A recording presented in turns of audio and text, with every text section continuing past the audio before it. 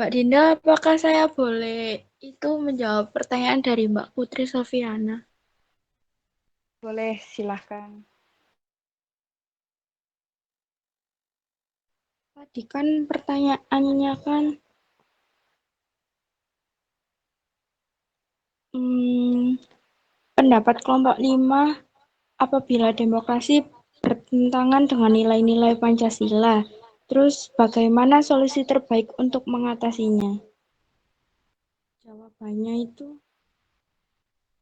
cara mengatasinya yaitu dapat dilakukan dengan cara selalu mengedepankan sikap toleransi, adil, dan bertanggung jawab. Dari sikap-sikap itulah yang akan dapat mengatasi demokrasi yang bertentangan dengan nilai-nilai Pancasila. Bagaimana Mbak Putri? Kalau semisal yang nggak adil gimana? Kalau misal ada yang kayak nggak adil dalam bersikap itu ya kita harus menerapkan itu loh kayak misalkan ada yang nggak adil, terus kita itu coba untuk bersikap adil sesama sesama manusia. Jadi ya gitu. Saya akan menjawab pertanyaan dari Mbak Anggun Febrian. Apakah demokrasi di negara Indonesia sudah berjalan dengan baik? Secara umum, demokrasi di Indonesia sudah berjalan dengan baik. Dengan adanya partai politik dan sistem pemilihan umum, tapi secara mendalam, demokrasi belum berhasil diterapkan secara penuh.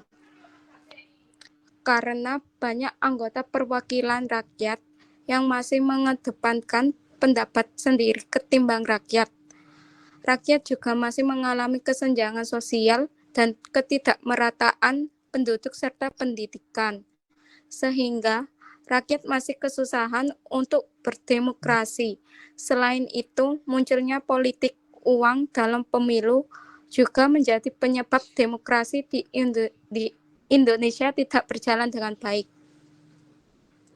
Apakah bisa diterima, Mbak Anggun?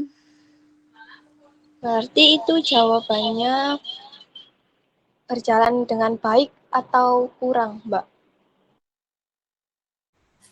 Saya izin menjawab pertanyaan dari Mbak Maulidia Zahro. Di sini Mbak Maulidia mengajukan pertanyaan, apa yang membuat Indonesia tetap membutuhkan pembangunan dalam demokrasi, meskipun kenyataannya Indonesia telah merdeka dari kolonialisme. Negara Indonesia itu merdeka itu bukan dengan ekonominya, sehingga masih banyak rakyat miskin, orang yang kekurangan pekerjaan, dengan biaya ekonomi yang semakin hari semakin naik, sehingga pembangunan demokrasi itu sangat diperlukan di Indonesia. Bagaimana Mbak Maulidia? Ya, Mbak Dinar. Terima kasih. Izin menjawab pertanyaan dari Mbak Fetty. Di sini Mbak Fetty mengajukan pertanyaan, jika pemerintahan untuk rakyat, kenapa suara rakyat tidak pernah didengar oleh pemerintah baik kritikan maupun saran? Menurut saya, pemerintah itu mendengar kritik maupun saran dari masyarakat, dari rakyat. Tetapi banyaknya masyarakat itu tidak sebanding dengan banyaknya anggota pemerintahan, sehingga kan setiap orang memiliki pendapat yang berbeda. Jika pemerintah mengabulkan satu persatu pendapat, kritik maupun saran dari semua rakyat, ya jelas tidak bisa. Sehingga mungkin pemerintah itu memiliki suatu mufakat sendiri yang dilakukan oleh masyarakat untuk membentuk suatu sistem pemerintahan. Itu Mbak Feti. Iya, terima kasih ya Mbak Dinar. Ya, Saya akan meneruskan jawaban dari pertanyaan Mbak Anggun. Untuk saat ini, demokrasi di Indonesia belum berjalan dengan baik. Karena demokrasi belum juga menghasilkan keadilan dan kesejahteraan untuk para rakyatnya. Gimana Mbak Anggun? Terima kasih. Sama-sama. Saya akan menjawab pertanyaan dari Mbak Citra.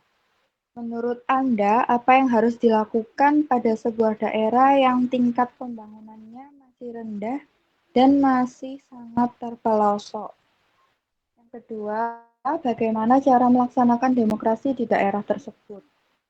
Oke, untuk yang pertama, pada sebuah daerah yang tingkat pembangunannya masih rendah dan masih sangat terpelosok. Di Indonesia itu kan masih banyak ya tempat-tempat terpelosok yang jauh dari jangkauan manusia. Bahkan kalau misalnya kita sendiri mau kayak menghantarkan saluran bahan pokok atau misalnya distribusi makanan atau yang lain, misalnya distribusi makanan, kalau nggak gitu distribusi BBM sendiri, itu kan membutuhkan jalur laut atau jalur udara gitu ya, yang estimasi waktunya itu bisa dibilang berhari-hari. Jadi untuk pembangunannya masih rendah dan masih sangat terpelosok itu harusnya pemerintah juga memperhatikan ya. Kan masih banyak juga antara desa satu dengan desa yang lain kayak yang biasanya kita lihat berita di TV-TV gitu, masih ada jembatan yang putus, sedangkan warga di suatu desa itu harus menyeberangi sungai yang dimana sungai itu kalau misalnya hujannya deras bisa naik volume airnya dan itu mengakibatkan korban jiwa. Terus banyak anak sekolah juga yang menempuhnya itu juga susah gitu. Jadi pemerintah itu harusnya memang memperhatikan untuk yang pelosok-pelosok, nggak cuma di kota aja. Di kota kita dibagus-bagusin, sedangkan yang di pelosok kok rasanya kurang diperhatikan ya, kok rasanya dibedakan ya. Seperti itu. Mungkin kedepannya kita sebagai penerusnya harus memikirkan yang di pelosok-pelosok itu sih. Karena kan banyak pejabat-pejabat sekarang yang memang gajinya besar gitu, tanggung jawabnya pun besar, tapi mereka melalaikan tanggung jawab tersebut. Gitu. Untuk pertanyaan yang kedua, bagaimana cara melaksanakan demokrasi di daerah tersebut?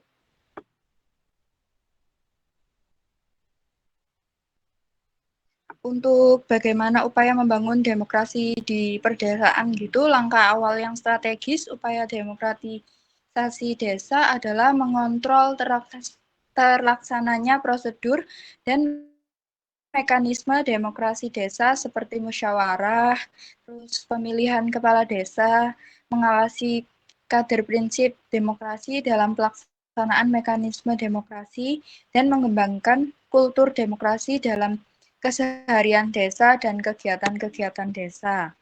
Untuk langkah selanjutnya harus difokuskan pada upaya-upaya mengembangkan kultur demokrasi dalam keseharian desa dan kegiatan-kegiatan desa. Langkah ini sangat menentukan proses demokratisasi desa. Mengembangkan kultur demokrasi berarti membiasakan tindakan untuk mengacu pada prinsip-prinsip demokrasi dan tentu pada prinsip-prinsip luhur yang dikenal desa termasuk kearifan lokal. Melalui proses pembiasaan tindakan keseharian maupun dalam kegiatan-kegiatan desa, prinsip-prinsip demokrasi akan menjadi hidup dan tumbuh. Lalu ada tanggung jawab pendamping desa terkait dengan upaya mengembangkan kultur demokrasi dalam kehidupan sehari-hari desa adalah peran dan tugas seorang pendamping desa Ini adalah salah satu tanggung jawab pendamping desa untuk turut mendorong upaya demokratisasi desa. Memang demokratisasi desa bukan perkara sederhana. Demokrasi desa merupakan sebuah upaya yang kompleks. Hal tersebut terjadi karena pada dasarnya demokratisasi desa bukan sebatas berjalannya prosedur teknis demokratis, pemilihan kepala desa secara langsung misalnya. Akan tetapi, demokrasi desa terkait erat dengan nilai dan prinsip-prinsip khusus yang menuntut untuk ditampilkan dalam tindakan. Bagaimana Mbak Citra jawabannya? Apakah bisa di... Saya akan menjawab pertanyaan dari Mbak Imelda. Tadi kan Mbak Imelda nanya di era media sosial yang sangat berkembang saat ini, apakah mempengaruhi demokrasi? Jadi jawabannya itu iya, karena sebagai platform berbasis digital, media sosial memberikan ruang bagi penggunanya untuk mengemukakan pendapat maupun pemikirannya sebagai perwujudan demokrasi dalam menyuarakan aspirasi masyarakat di ranah politik, menyampaikan gagasan hingga mengkritisi kebijakan pemerintah. Bagaimana Mbak Imelda?